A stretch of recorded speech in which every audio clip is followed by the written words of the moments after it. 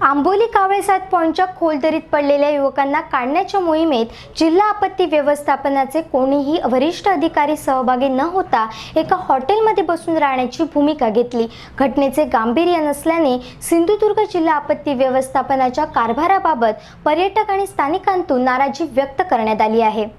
आंबोली कावळे 7 पॉईंटच्या खोल दरीत जे 2 युवक पडले होते त्यांना काढण्यासाठी कोल्हापूर येथील समिट ॲडव्हेंचर पथक आणि जीवरक्षक बाबल आल्मेडा यांचे पथक गेले 2 दिवस परिश्रम घेत असताना जिल्हा आपत्ती व्यवस्थापनचे वरिष्ठ अधिकारी घटनास्थळी दिसून आलेच नाहीत। या ठिकाणी एक मंडळ अधिकारी आणि एक तलाठी उपस्थित होते, मात्र ज्या ठिकाणी मोहीम सुरू आहे त्या ठिकाणी न जाता त्यांनी एका हॉटेलमध्येच बसून राहण्याची भूमिका घेतली।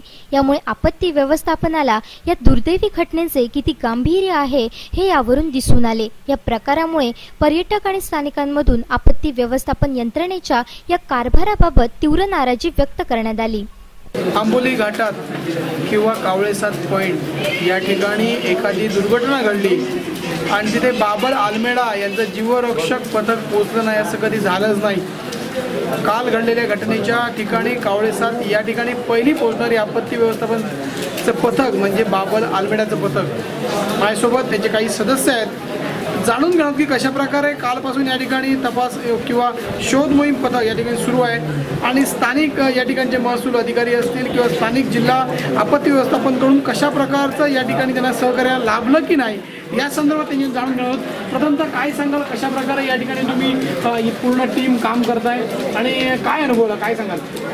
परवाच्या दिवशी आंबोली पोलीस स्टेशनकडनं इन्फॉर्मेशन मिळाली की 2 युवक खाली पडलेले आहेत। परवाच्या दिवशी बाबूल आल्मेडा टीम आम्ही सर्वजण इकडे आलो आणि पाहणी केली तेव्हा संध्याकाळचे 6:30-7 झालेले होते। पूर्ण धुकं होतं, काही म्हटलं शक्यच नव्हतं। म्हणून कालपासून आम्ही सकाळपासून मोहीम राबवली। त्यामध्ये पावसाचा जोर जास्त, धुक्याचं प्रमाण जास्त, त्याच्यामुळे कार्यात पूर्णपणे अडथळा। त्याच्यापैकी एक बॉडी ही काल दिसलेली होती, आज त्याच्या 2ही बॉड्या दिसल्या गेल्या।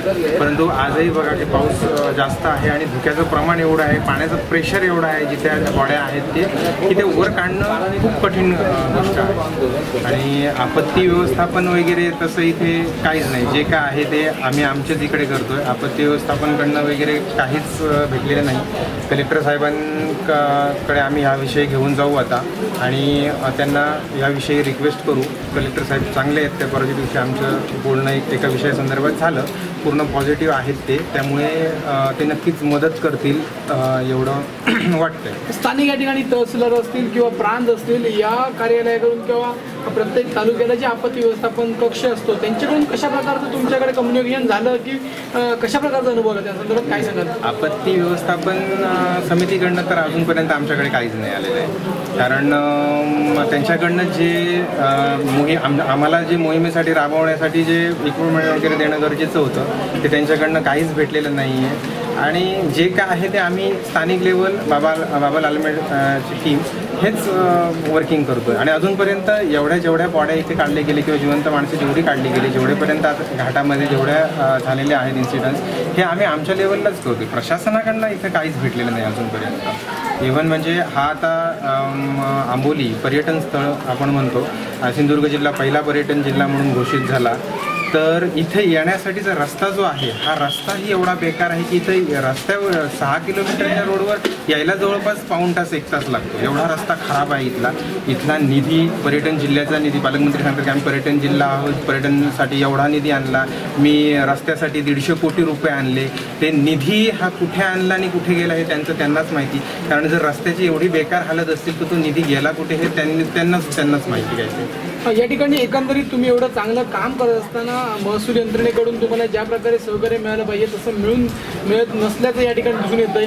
या संदर्भात काय अपेक्षा आहेत, कशा प्रकारचं तुम्हाला त्यांचं सहकार्य अपेक्षित आहे? सहकार्य म्हटल्यानंतर आमच्याही जीवाला धोका असतो, कारण ज्यावेळी आमची माणसं खाली उतरतात, बाबल आल्मेडा वगैरे टीम 4 माणसं आता खाली आहे, त्यांच्याही जीवाला धोका असतो। कारण मागच्या म्हणजे ह्या आठवड्यामध्ये गोव्याचा एक पर्यटक आपल्या मेन धबधब्याच्या इथे पडलेला होता आणि तिथे सिच्युएशन अशी होती की तो जिवंत असल्यामुळे ऑब्व्हियसली त्याला स्ट्रेचरवर व्यवस्थित आणायचं होतं। त्यावेळी बाबल आल्मेडांचाही स्वतःचा हात तिथे सुटत होता, कारण एका हातानं रस्सी पकडायची आणि एका हातानं स्ट्रेचर पिक्चर पकडायचा ही तारेवरची कसरत आहे आणि ती कसरत लोक इथं करतात. मग त्यांना जेवढं काय गरजेचं आहे, आता वॉकी टॉकी म्हटलं तर ते आता कोल्हापूरचे रेस्क्यू टीमवाले आहेत, त्यांनी ते वॉकी टॉकी वगैरे इथे आता घेऊन आले. मग सिंधुदुर्गाची यंत्रणा काय करते हा मोठा प्रश्न आहे की आम्हाला कोल्हापूरवाल्यांकडनं वॉकी टॉकी आता वापरावे लागतात, त्यांची मदत घ्यावी लागते. मग इथलं प्रशासन काय करते हा एक विचार करण्याचा प्रश्न आहे.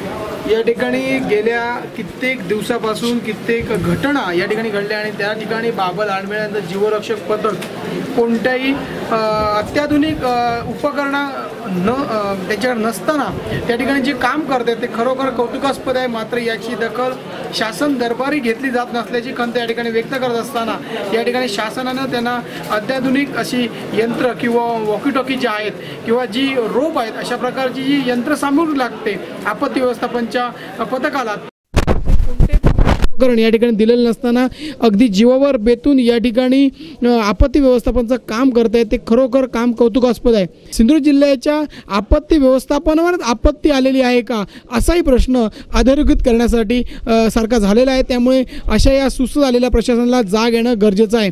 कॅमेरामॅन रोशन केरकरसह हेमंत मराठे, सिंधुदुर्ग लाईव्ह, आंबोली.